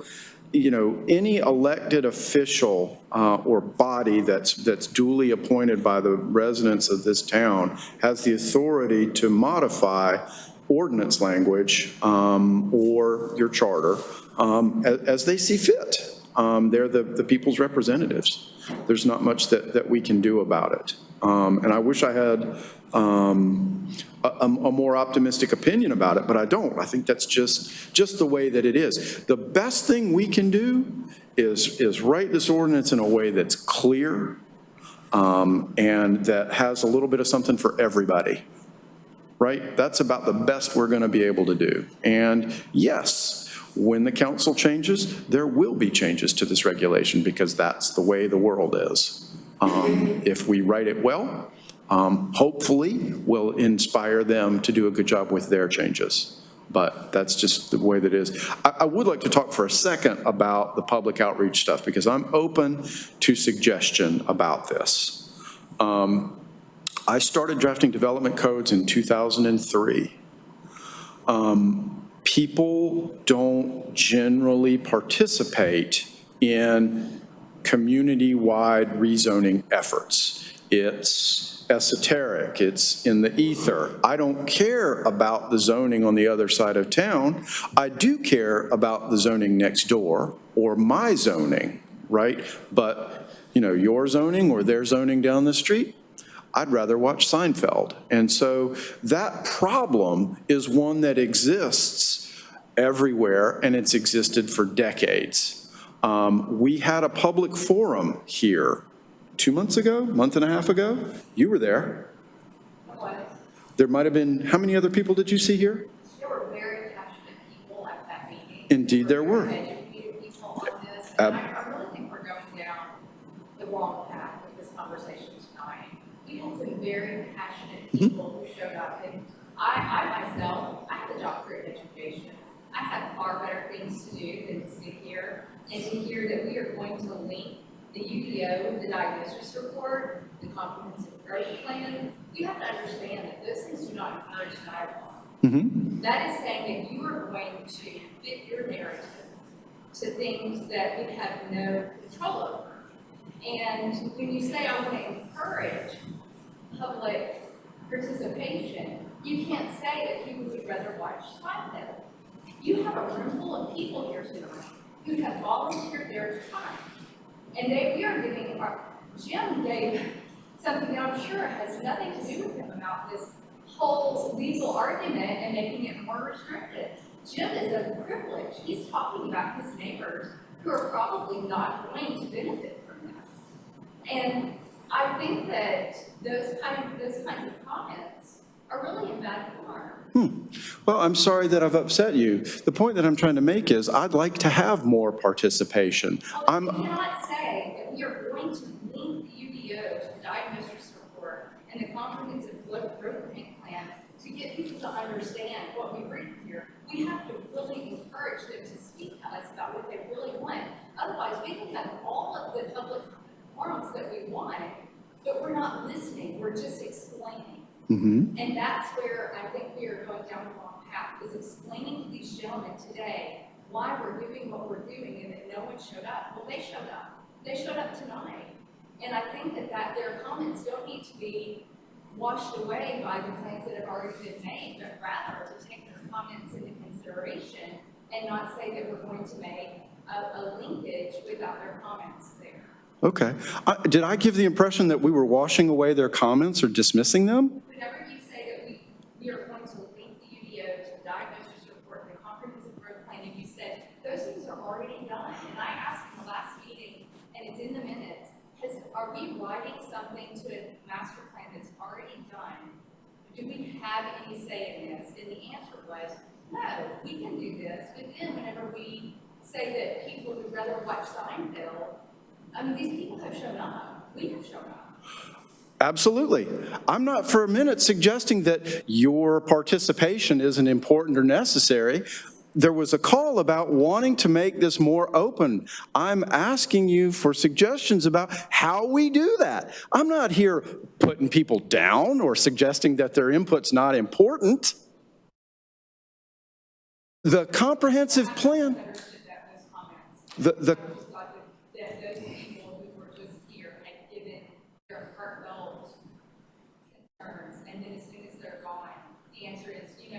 generally rather watch Seinfeld. They only really care about this in their neighborhood. I don't think that that's what they were saying. Do you have some suggestions about what I or what the staff should do to create more opportunity for dialogue? I can only go by what they were saying. One is that they don't feel like that the communication with them to know when their opinion is valued is meeting them. Okay. They're not hearing whenever. They're not hearing when these public forums are available. I don't know these people at all. I don't know their names. I don't even know how they heard about it tonight. But it concerns me that people who have a real vested interest in the town feel like that they're not hearing about the communication about public forums. And yes, it is that generally they don't know. It's just like you said, until it goes up and you're like, who's not Friday, who's that? But we have got to do a better job of engaging our citizens if we're really truthful about wanting to hear what they have to say. We have to get the word out, and then when they come, we have to listen to them very thoughtfully. I know Andrea walked out and I met with them, but I mean, we can't say that somebody would rather watch Seinfeld. There's a lot of people who care about this town. I didn't take that comment that way. I see your point though, and to that point, you were just asking how can we increase public engagement. And one thing I just spoke with him about was that he doesn't do social media, he doesn't do websites, he doesn't do email. So, and that's totally fine. I have no judgment on that. I did give him a card and I was like, all council members have their direct phone numbers published on the website. So even advertising that maybe on like a water bill or something like that, like here's how to get in touch with your elected officials, whether you're online or not, or et cetera. So I think we can, come up with some ideas for better public outreach and for all the people who aren't on Facebook all the time and that sort of thing. Well, unfortunately, we don't have a newspaper anymore. And if in this day and time, if you're not on social media or you don't use websites or go on the internet, you're going to be pretty limited in the information. I think I didn't take offense to your Seinfeld comment. What I took from that is we did have several passionate people here tonight. We got a town of 30,000 people who aren't giving their comment because they either don't know it's happening or if they do know it's happening, they don't understand it. So I think if we had something on the town's website, planning board site or something, some site that takes some of this information, we can't do it on every line by line, but at least in broad categories, and break it down into layman's terms and say, this means this, for example, and give some examples of what that section means and how it pertains to decisions that are made, so that the average person who maybe doesn't have a background in this, or isn't college educated, or just doesn't even understand some of this, could read it and have some comprehension of what the basic gist of it is, and then they can give an input if they want to. But I think the vast majority of the citizens either A, don't know it's happening, or if they do know it's happening and they read it, they don't have any idea what it means, and they figure they'll wait until something bad happens to figure it out. I think that's probably true. My reasons for making the Seinfeld comment were simply this. This happens over and over and over and over. There's nothing wrong that you're doing or something that you're not doing. This is the way that it is everywhere, every time. And you can throw as much money or effort at it as you want. And you're still going to face the same issue, which is this is a subject matter that just isn't present in people's consciousness. It is to you because you care about this. It was to them. They care about this. But body public, it's just not in the consciousness. I wish that it was. It's certainly in my consciousness. I live it and breathe it. But not everybody does. I'd love to find a way to make this stuff exciting and interesting to people. I really haven't found a way to do it yet. And that's why I asked the question, because I thought perhaps somebody here had some ideas. Certainly we can talk about putting more information out there. I don't know that that's going to make that much difference in terms of people's ability to take that on board, understand what that means, and then decide that they're going to come and participate or inform themselves about it. I hope that they do. They understand the results of it. That's where you have to start. And I think that's what you were saying. They understand, yes, it is very complex, this ordinance. No one, it isn't like reading that anyone wants to take to the beach. I'll grant you that. But they understand the results. I see every day on Facebook, Nextdoor, on the comment sites, people complaining about traffic congestion, people complaining about that houses being too close together, people complaining about a lot of things that are addressed here. But that's like the quality of the construction, right? And the mixed use, right? I can't do this, right? They want to give a video it. Mm-hmm. And I think people appreciate that. But I think you have to start with what it looks like in the town, but what people really get, where the rubber meets the road. Exactly. It's not your fault, and I think Andre made a great point. I live in another municipality that they had a demographic that was first, they had an issue with internet access with poverty, but they use their utility bills, not just with superficial information, that highlighted information was included, or they use government TV, like even here, and it's something maybe the council will work with their public information officer. When I turn on government TV, 90% of the time I'm taking the town government council meeting, or town Smith meeting. I haven't picked up the town of Clayton yet. I don't know if it's even on there, but I know more about what's going on in Garden just by scanning TV and the lower channels from government TV.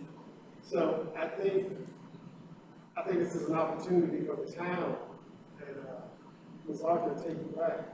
Maybe the town needs to do a better job in marketing these issues, and not just social media. Mm-hmm. And put it on the website for a layperson, even if someone has the aptitude in social media. They may not have the insight to go regularly, but let me go check out the town and click the website on a regular basis, once a month. Sometimes you gotta get the information to them, and then they'll know this is the link I go to, so we got to figure out how to do that outreach. Mm-hmm. So that's important. And I think some of this anger about what happened on O'Neill Street, or what happened in Park on City Road, I think this planning staff wasn't there when these were approved. I think as citizens, anybody that goes to one of those two neighborhoods between 5 and 7 in the evenings, you just think, how in the hell did we approve this? Mm-hmm. And I think we hear it over and over again. We heard, Sure. We heard from the planning board, we heard from the board of adjustment members, we heard from citizens. But I think the planning staff now knows probably what not to do. As far as parking, looking at, we make assumptions. We make assumptions, we base it on, this is the length of a driveway for a compact car. Most people in America have large SUVs. Or if it's a 2-bedroom, why make an assumption that it's going to be one vehicle per unit? It's going to be 2 to 3. We make these assumptions and then come back to bite us. And you really notice at 5 to 7 in the evening, some of these developers, we made some big mistakes. Mm-hmm.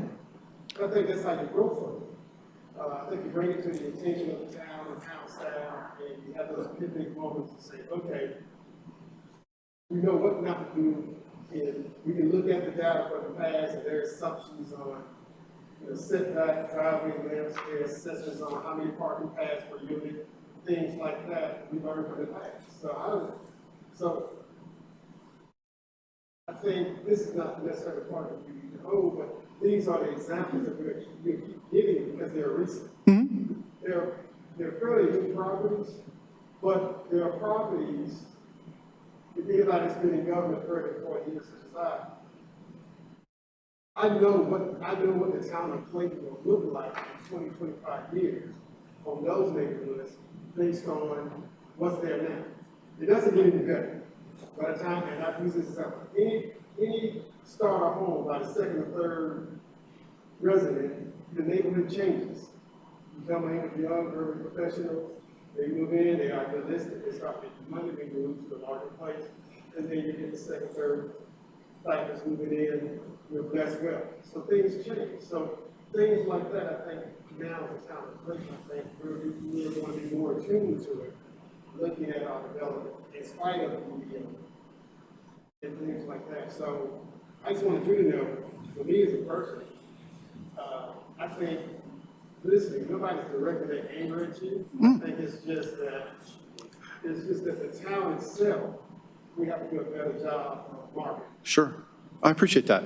And feel free to direct your anger at me. I mean, that doesn't change the fact that that's the situation that you've got, which is that everywhere this issue happens. It's not just Clayton. It's everywhere, every time. And so I don't know that anybody's come up with a good answer, but before we keep going down this track, because we have a tendency to get on a tangent and roll with it. It's 7:47, okay? We said we'd go till 8, we can go till 8:30, we can go till midnight. We can go as long as you guys want to go. And keep going over this stuff. But I wanted to get back to answering questions, and it's going that way? Okay.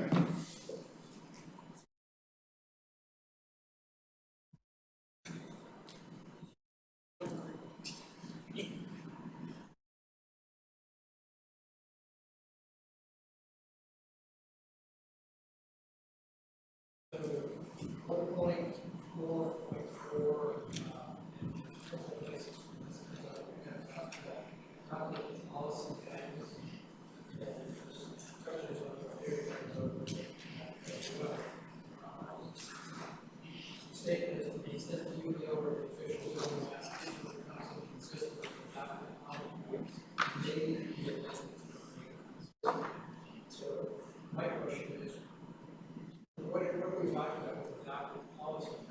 Mm-hmm. How does that occur if there's supposed to be some rules or Right. how does that get a little bit of policy? Mm-hmm. So, you guys already know about 160D, right? That was a big sort of change to planning enabling legislation here in North Carolina that happened a couple of years ago. One of the big elements inside of that change was a new requirement for all local governments in North Carolina who want to have zoning to have a comprehensive plan and a future land use map in place as a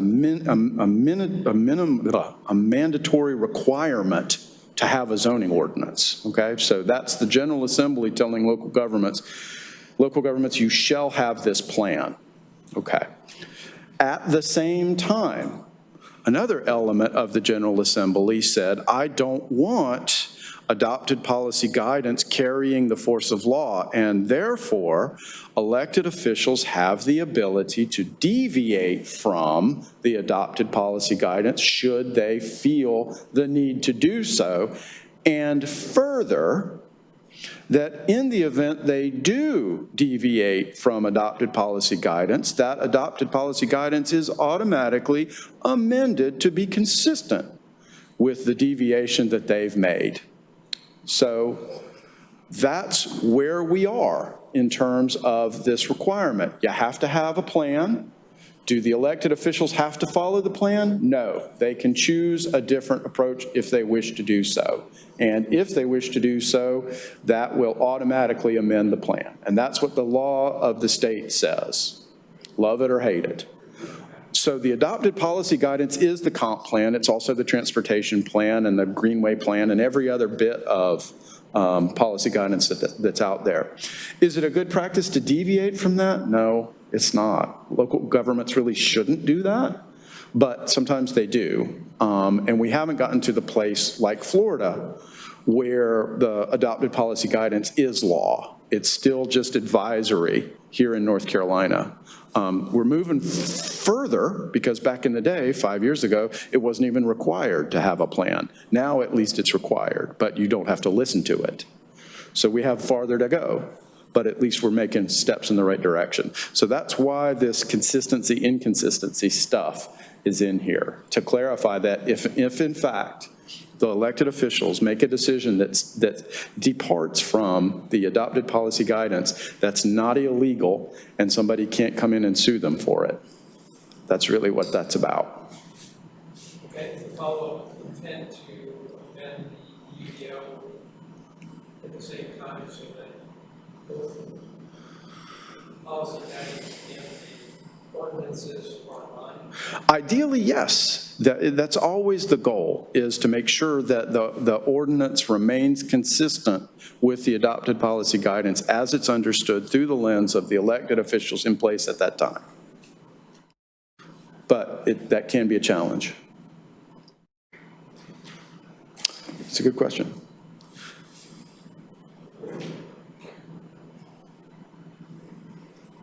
During my last question about, or my last comment about, our purpose with the dialogue for the military diagnosis report, comprehensive growth plan, then what Jim just said, that's the only questions I have that remain. So I'll move to the next question. Chad, back to these tables. More of a question of, do we actually need this or not? You go down to single family detached well, and then obviously we have triplex, duplex, so forth. Is it, I guess it's, from my view, if I'm a user, is that confusing to say, a triplex is single family detached? Do I still need separate uses in the table? So it's a great question. And unfortunately, the answer is more complicated than I would like it to be. A single-family attached dwelling is a dwelling unit on its own lot. A triplex is 3 dwelling units on 1 lot. But it's not a multifamily, because a multifamily is 4 units or more on 1 lot. Why do we make the distinction? As a means of accommodating or encouraging triplex development. Make it easier to do that than multifamily. So that's why it's there. But I understand what you're saying, which is, do we need to do this, and is that confusing? And if you guys believed that that was a distinction that we didn't need to make, and that if there were, 2 or more dwelling units on a lot, on the same lot, that was multifamily every time, then that's the approach that you could take. And, there could be situations where a small-scale multifamily might suffer because, when somebody says multifamily, the mind jumps to, 5 units, 10 units, whatever it might be. So that's why this is here. Does it have to be here? No, it doesn't. Yeah, I guess just as a user to make sure we understand, some families that. Right. Yeah, to be fair, you haven't seen any definitions yet. Yeah, exactly. It really just bring that up to the point, because, we lay out townhome developments that they have a 6-unit building, they have 5-unit building, they have 3-unit developments, they're not a problem. Right. Could it solve the problem? That's really the main reason. Just asking whether or not we introducing something that's confusing, may hurt someone, and they don't realize it. Right. Hopefully we're not hurting anybody. Hopefully we're creating the ability to do more variety easier. Now, after you guys get definitions and we've been through the standards and you guys have had a chance to take it all in, you might come back and say, we just don't need that distinction. That's going to create more confusion than benefit. And so, just remove it. And then that's something that we could do. So creative confusion will make it less easy. I understand.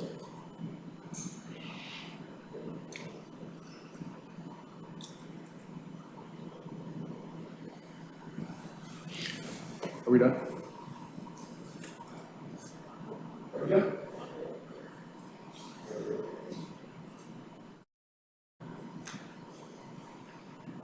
Okay, 1.7, procedures manual. My biggest question here is related to timetables. Obviously, there are timetables for applicants for this sort of thing.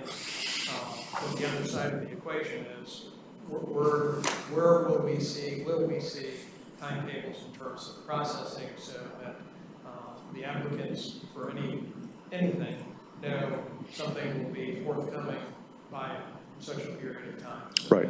It's not an endless process.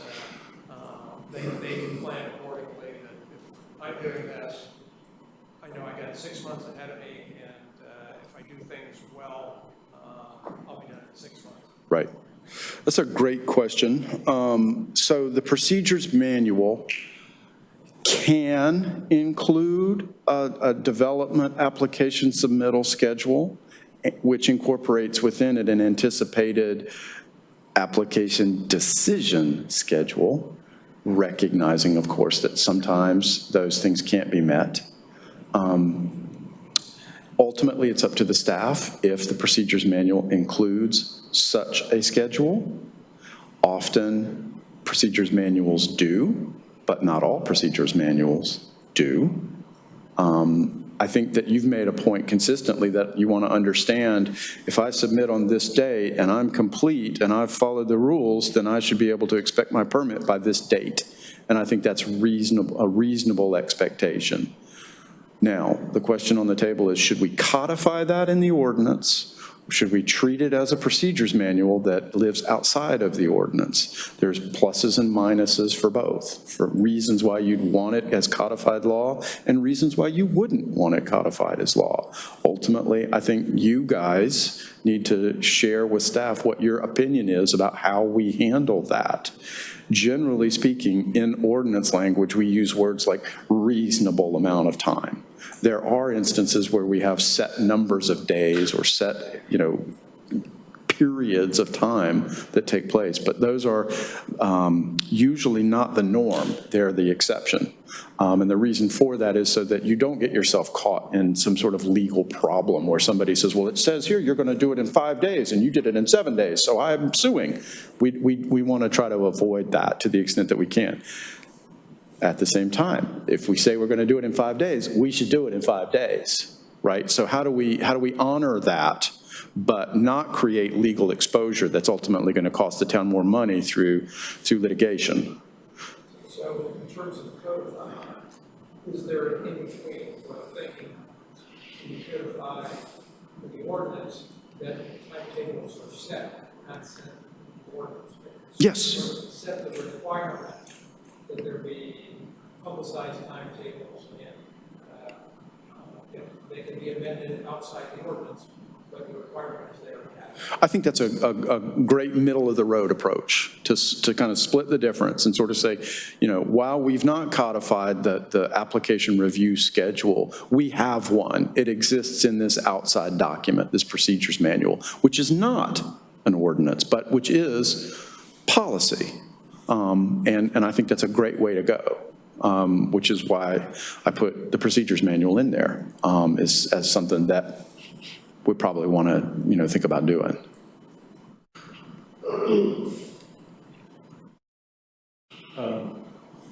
Just a comment on Jim's, I know we talked about policies versus codifying that at our last meeting. I guess I'm a proponent of a policy. Just for, a simple example, if we codified something today with the workload that staff has, it may be staff has to have something turned out in 30 days. When things slow down, it may be, we could do it in 10 days. Mm-hmm. I don't have to have it out to 30 days. Mm-hmm. We have to be careful how we codify. Seems like a policy is much easier to be revised and reflect the workload of staff. Mm-hmm. It's really what's determining. Now, if we codify, maximums, shall, that's I really like the idea of policy. Mm-hmm. That's just back to the questions. And this is probably, I'm just not sure, but the fee and lieu section is this new? I did not go back and look if we have a fee and lieu policy or fee and lieu codified in the existing. You certainly do not have it as a procedure today. Now, I do believe there are elements of your current ordinance that include the possibility for a fee in lieu, right? Like recreation space is a common one, but there's others, like sidewalks and things like that.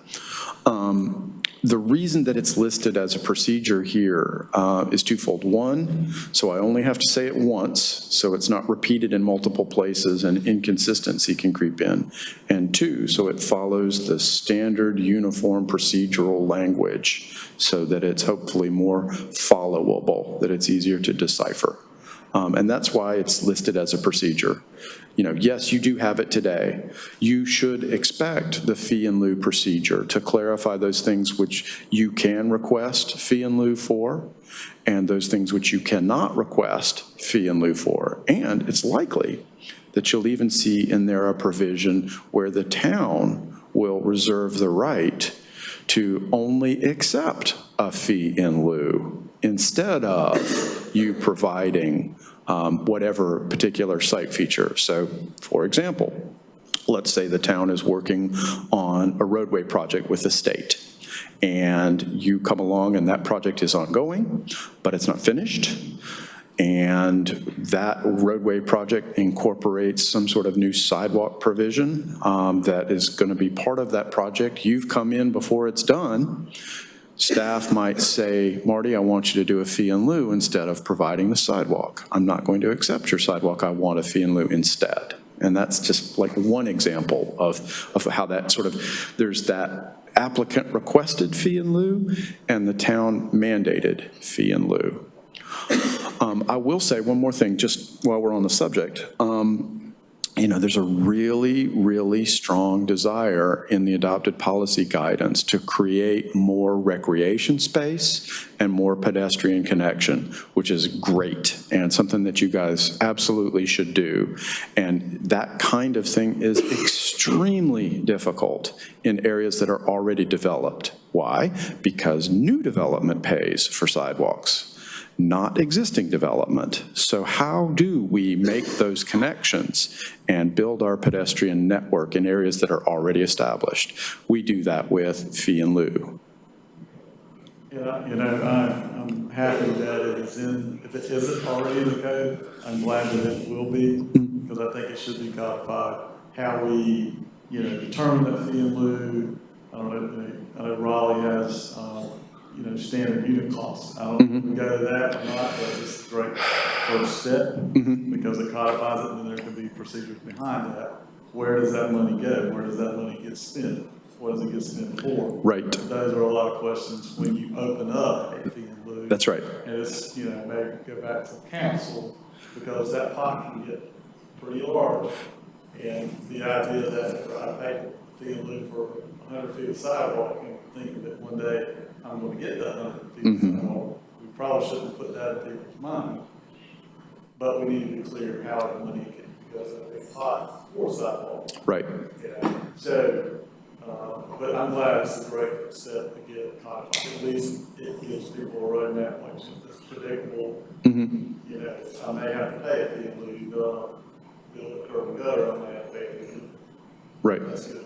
It's spelling out. So. Right. That's the idea. And you're absolutely right that you're creating, this is a new level of things that have to be tracked and maintained and all of that stuff. So it's not just, hey, I made it easier or more effective for an applicant, but also there's this new governmental piece that now has to track this stuff and go back and say, council, we've collected money on this, this, and this. It's time for us to do this project. That's part of it.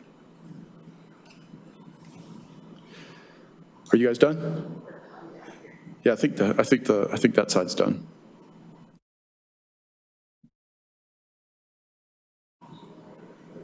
Okay, there's the whole section on vesting.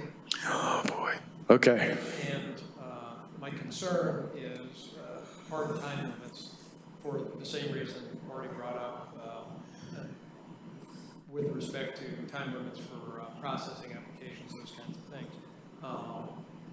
The world changed. There's a project in Wendell Falls, for those who are familiar with it, built out a huge project today. The people that started that project aren't the people that are doing it today. Right. That they put in all the infrastructure. Lehman Brothers went down the tubes, recession hit, and everything stopped. My concern is once they put all that infrastructure in, if there's no vesting, or if it was expired at a certain point in time, it takes 4 years to come back from the recession, and you come in, and now you've got to, do you rip up infrastructure because the rules are different? Do you have to start from scratch? How do we address those things so that there is some allowance for real world events that change timetables, particularly for significant projects? And there's been no shortage in Clayton recently of some pretty large projects. Right, right. It's a great question. So there's an easy answer and a complicated answer. So let me give you the easy answer first. The easiest answer, the lowest hanging fruit, is to expand the expiration periods on the approvals from whatever it is today to 2 years or 4 years or 6 years or whatever ultimately you guys decide is appropriate. The complex answer is, the vested right provision is intended to protect a prior approval from having to comply with changes in the rules that have happened after the approval. The term of the vested right is set down by statute based on the kind of application that's out there.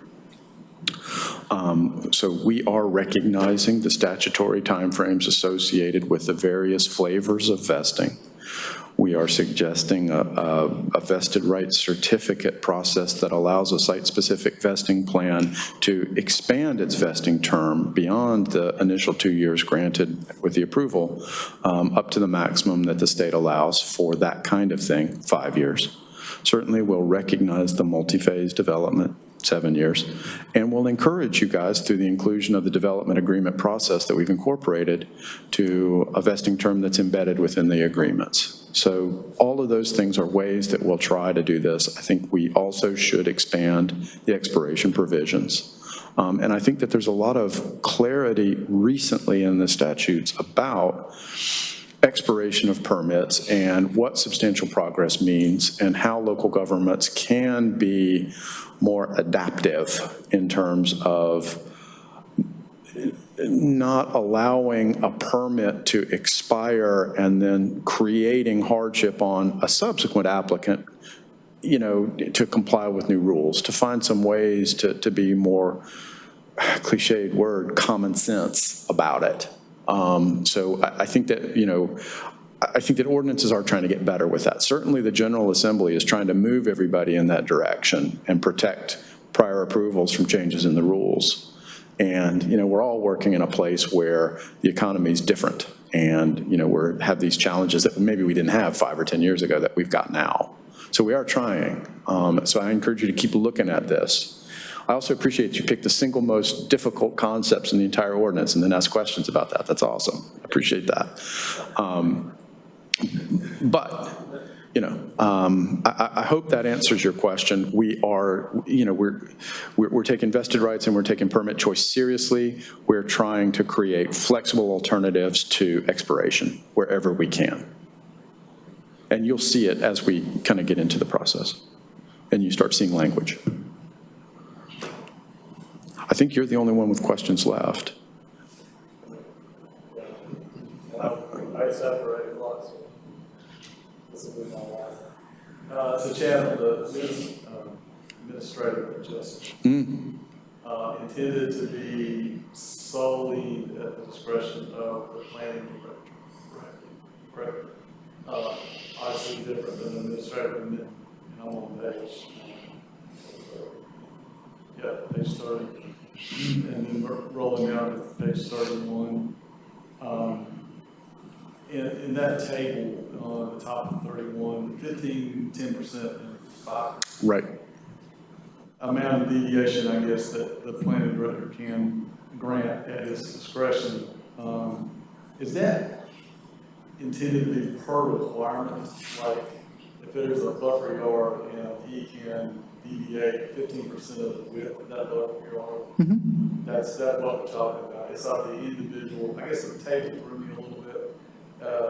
It's really per requirement. Right. Per requirement. Right. That percentage is relative to that requirement. That's correct. So the requirement is a parking requirement, whatever. if it's in a numerical requirement. The important thing to keep in mind is this is not a gimme. You don't get it just because you want it. You have to prove that you meet the criteria in order for it to be approved. And the planning director can decide that based on the evidence that you've provided, that this application doesn't merit 15%.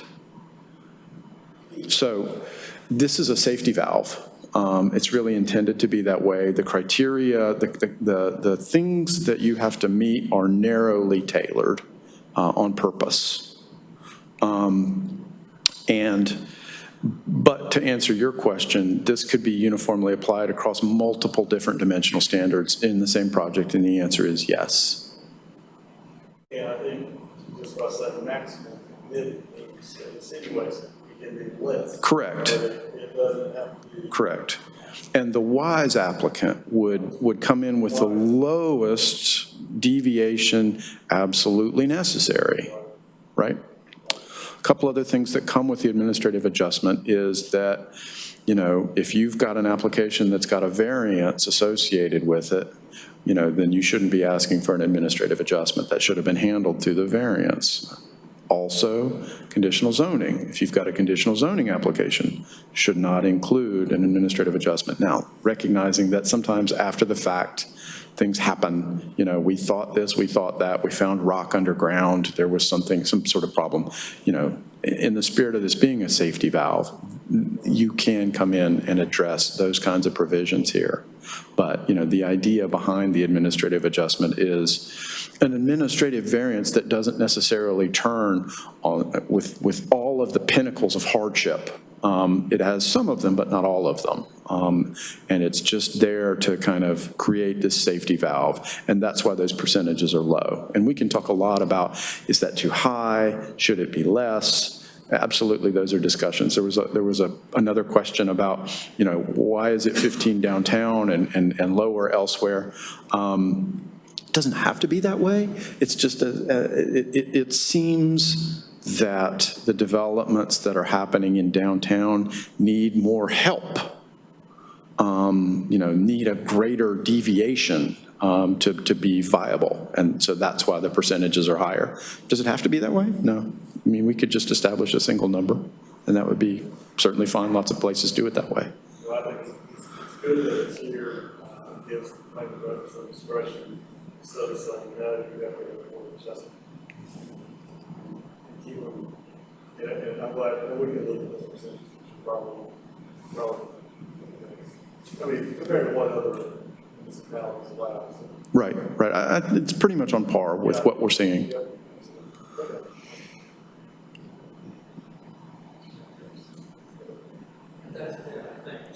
Okay. Almost say the application is something new. Could we make a note in front of that, there's the numbers, notes at the end. Mm-hmm. And so, and then go to the table, then come back, see what notes and try to figure out, that was being noted. Right, what in the heck is that? Yeah. So much that we're on that table, to either do something with those numbers and indicate the front end of the table, and the notes in the back. Mm-hmm. Okay. Be glad to do that. Absolutely, and there were other people who were like, what in the heck is this? So I appreciate that you're asking that question. It's a new way to think about it, in that, these tables have some caveats and some what ifs and some sort of multiple instances where this could happen or that could happen or something else could happen. How do you do that in a table without making a table that is so long that there's not even a reason for a table anymore, because you might as well have just written it out? So this number thing is a way to do that. I can put in the header that it's, these brackets mean a table note, and if you go to the end, you'll see what the table notes mean, which is a great suggestion. Okay, it's 8:15. We've covered a lot of ground. I know there's probably still more questions out there. I would encourage you guys to send them. Some folks have sent questions, and we'll respond to those. I will be here. Ben will be here Thursday, pretty much all day. So if you've got time to swing by, even at lunch, just send an email.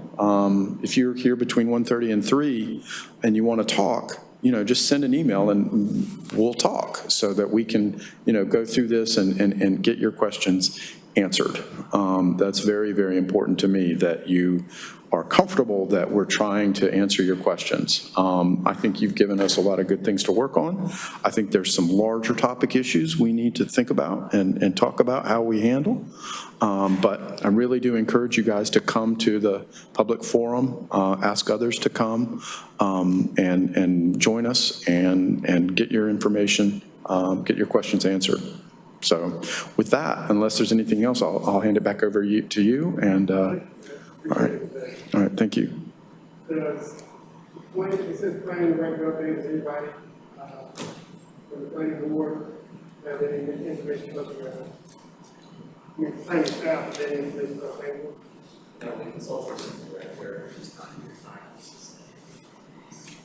Okay, well, thank you very much.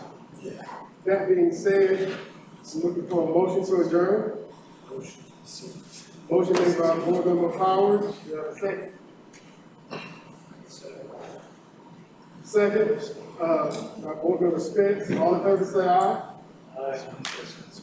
Meeting adjourned. Thanks, guys. Thank you so much.